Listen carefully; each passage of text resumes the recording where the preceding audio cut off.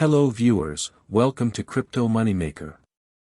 In today's video, we will learn what is proof of work or proof of stake. Proof of work and proof of stake are the two major consensus mechanisms cryptocurrencies use to verify new transactions, add them to the blockchain, and create new tokens. Proof of work, first pioneered by Bitcoin, uses mining to achieve those goals. Proof of stake, which is employed by Cardano, the ETH2 blockchain, and others, uses staking to achieve the same things. Decentralized cryptocurrency networks need to make sure that nobody spends the same money twice without a central authority like Visa or PayPal in the middle. To accomplish this, networks use something called a consensus mechanism, which is a system that allows all the computers in a crypto network to agree about which transactions are legitimate. There are two major consensus mechanisms used by most cryptocurrencies today. Proof of work is the older of the two, used by Bitcoin, Ethereum 1.0, and many others.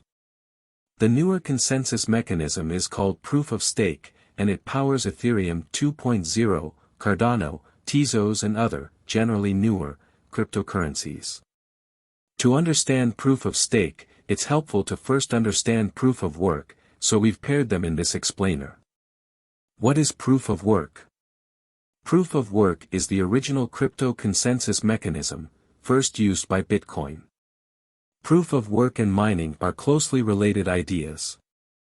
The reason it's called proof of work is because the network requires a huge amount of processing power. Proof of work blockchains are secured and verified by virtual miners around the world racing to be the first to solve a math puzzle. The winner gets to update the blockchain with the latest verified transactions and is rewarded by the network with a predetermined amount of crypto.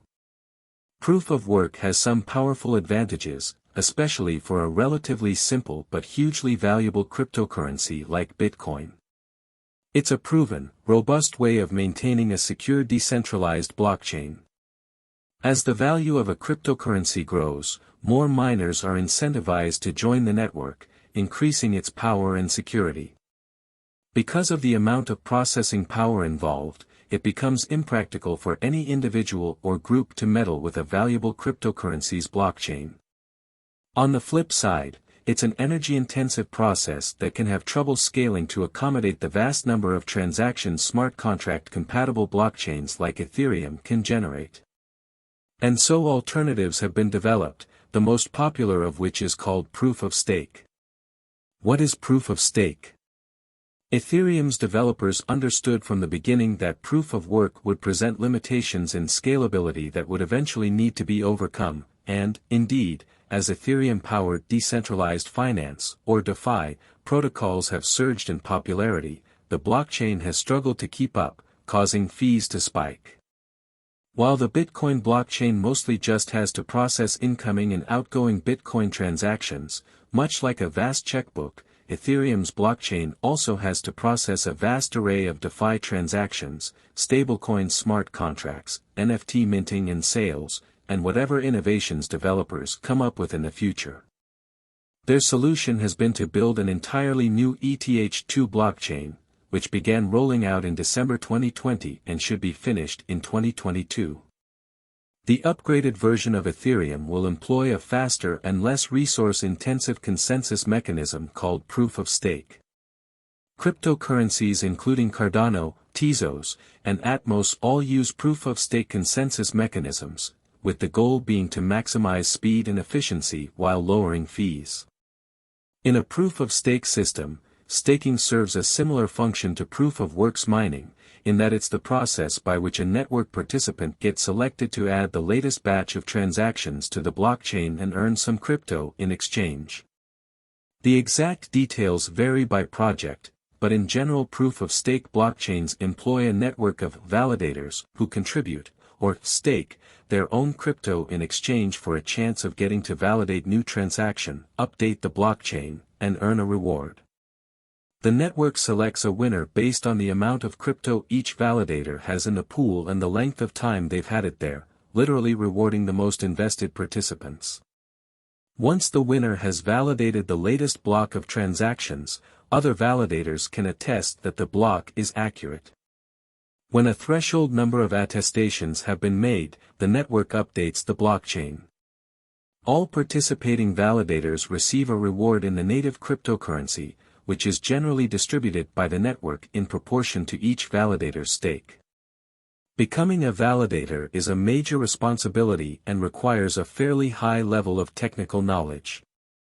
The minimum amount of crypto that validators are required to stake is often relatively high. For ETH2, for example, it's 32 ETH, and validators can lose some of their stake via a process called slashing if their node goes offline or if they validate a bad block of transactions. But even if that sounds like too much responsibility, you can still participate in staking by joining a staking pool run by someone else, and earn rewards for crypto that would otherwise be sitting around. This process is often referred to as delegating, and tools offered by exchanges by Coinbase can make it simple and seamless. What are some differences between proof of work and proof of stake? Energy consumption is one major difference between the two consensus mechanisms. Because proof-of-stake blockchains don't require miners to spend electricity on duplicative processes, competing to solve the same puzzle, proof-of-stake allows networks to operate with substantially lower resource consumption. Both consensus mechanisms have economic consequences that penalize network disruptions and thwart malicious actors. In proof-of-work, the penalty for miners submitting invalid information, or blocks, is the sunk cost of computing power, energy, and time. In proof-of-stake, the validator's staked crypto funds serve as an economic incentive to act in the network's best interests. In the case that a validator accepts a bad block, a portion of their staked funds will be slashed as a penalty. The amount that a validator can be slashed depends on the network. Stay tuned for more finance education-related videos. Thanks for watching. Please like, share and subscribe to my channel, Crypto Moneymaker.